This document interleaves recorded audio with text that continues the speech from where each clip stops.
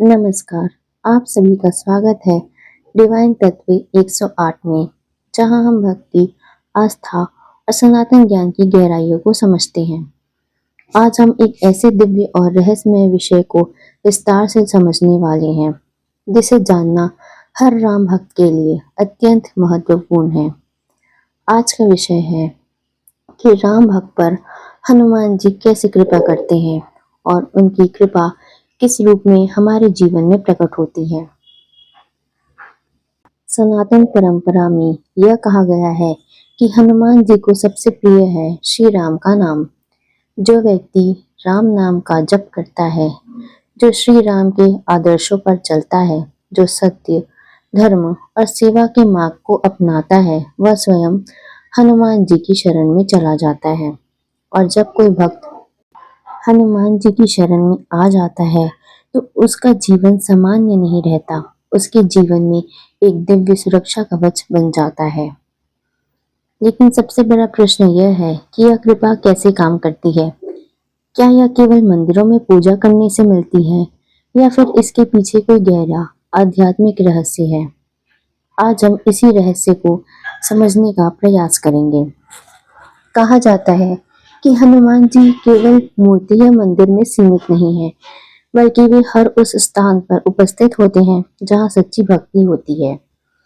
वे अपने भक्तों की रक्षा अदृश्य रूप से करते हैं।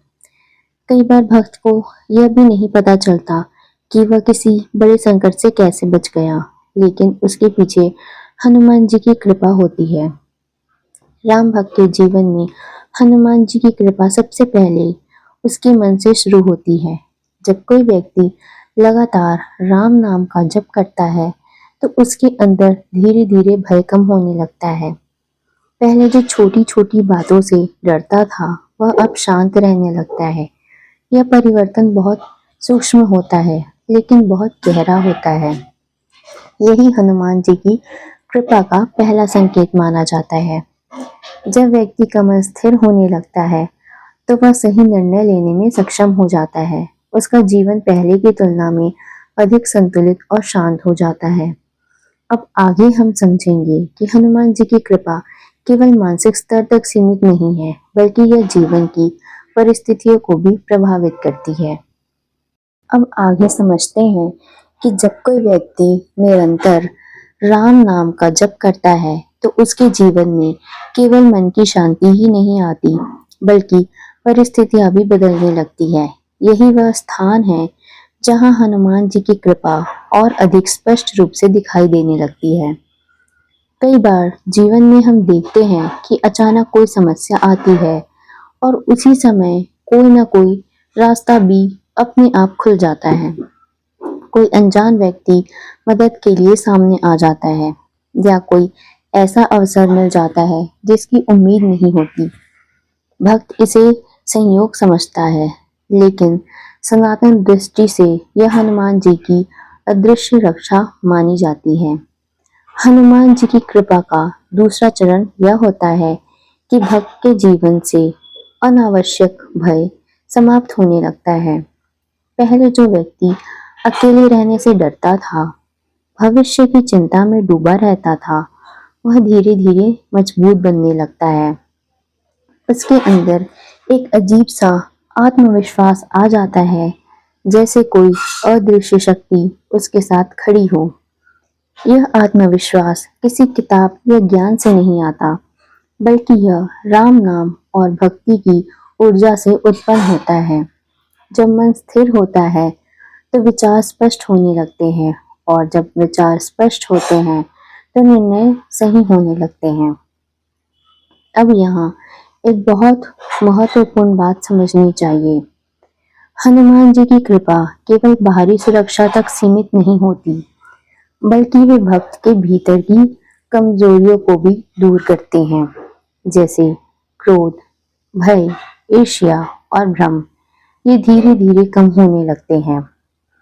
भक्त को स्वयं महसूस होता है कि उसका स्वभाव बदल रहा है। वह पहले से अधिक शांत, संयमी और समझदार बन रहा है। यह परिवर्तन धीरे धीरे होता है, लेकिन बहुत गहरा होता है। अब एक और रहस्य समझते हैं। कहा जाता है कि जब कोई सच्चा राम भक्त संकट में होता है तो हनुमान जी केवल दूर से देखते नहीं रहते, बल्कि किसी न किसी रूप में सहायता के लिए उपस्थित हो जाते हैं। यह रूप हमेशा दिव्य नहीं होता, कभी यह एक साधारण मनुष्य के रूप में भी हो सकता है जो अचानक मदद करता है। कई भक्तों ने अपने अनुभवों में बताया है कि जब वे पूरी तरह असहाय थे, तब अचानक कोई एक ऐसा व्यक्ति मिला जिसने उनकी मदद की और बाद में वह भी आश्चर्यचकित रह गया कि उसने वह मदद क्यों की। सनातन मान्यता के अनुसार यह भी हनुमान जी की प्रेरणा का एक रूप माना जाता है। अब एक और महत्वपूर्ण पहलू है हनुमान चालीसा का प्रभाव। जब भक्त सच्चे मन से हनुमान चालीसा का पाठ करता है तो वातावरण में एक विशेष ऊर्जा उत्पन्न होती है। यह ऊर्जा नकारात्मक शक्तियों को दूर करती है और मन को स्थिर करती है।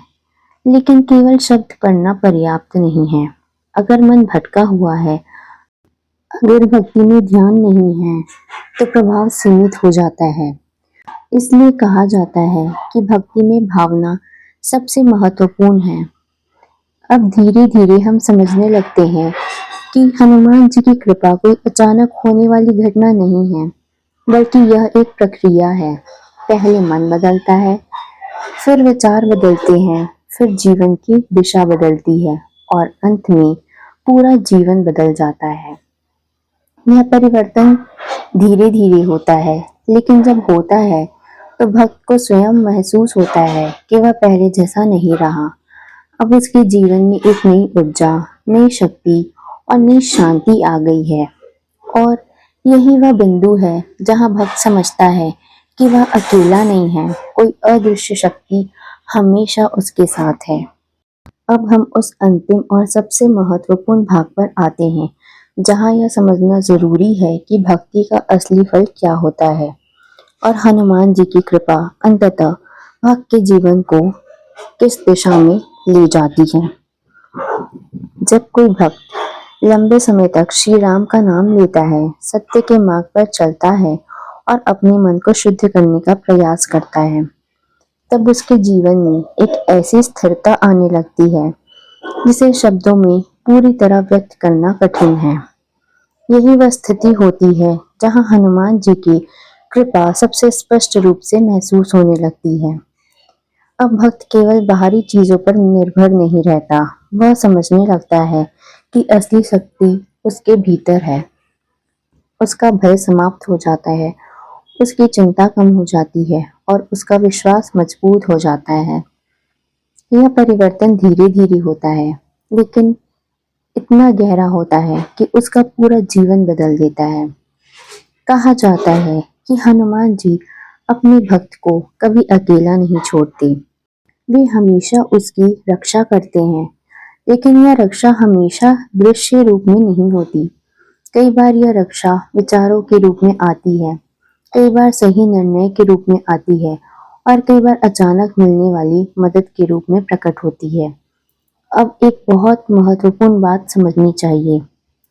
हनुमान जी की कृपा केवल संकट में ही नहीं होती, बल्कि वे भक्त को संकट आने से पहले ही मजबूत बना देते हैं। वे उनके मन को इतना दृढ़ कर देते हैं कि वह किसी भी परिस्थिति का सामना कर सके। भक्त धीरे धीरे यह समझने लगता है कि उसका जीवन अब केवल उसके हाथ में नहीं है, बल्कि किसी दिव्य शक्ति के मार्गदर्शन में चल रहा है। यह अनुभव ही सच्ची भक्ति की शुरुआत होती है। अब हम एक गहरी बात समझते हैं। कहा जाता है कि जो व्यक्ति राम नाम का सच्चे मन से जप करता है, उसके चारों ओर एक अदृश्य सुरक्षा कवच बन जाता है। यह कवच उसे नकारात्मक ऊर्जा, गलत निर्णयों और भय से बचाता है। यह वही शक्ति है जिसे हनुमान जी की कृपा कहा जाता है। अब भक्त का जीवन पहले जैसा नहीं रहता। पहले जहां वह छोटी छोटी समस्याओं से घबरा जाता था, अब वह धैर्य से काम लेने लगता है। पहले जहां वह अकेलापन महसूस करता था, अब उसे भीतर से एक शक्ति का अनुभव होता है। और सबसे बड़ा परिवर्तन यह होता है कि भक्त अब हर परिस्थिति में भगवान को याद करने लगता है, सुख में भी और दुख में भी।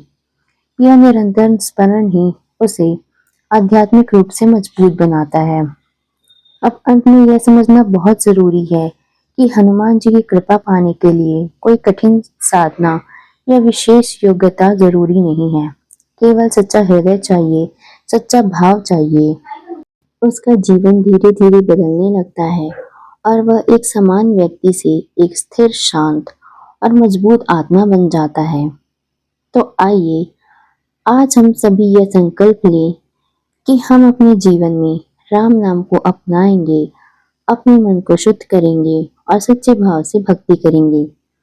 क्योंकि जहाँ राम नाम है वहाँ हनुमान जी स्वयं उपस्थित रहते हैं, और जब हनुमान जी साथ होते हैं तो जीवन में कोई भय नहीं रहता, कोई असंभव कार्य नहीं रहता और कोई भी संकट स्थायी नहीं रहता। जय श्री राम, जय बजरंगबली।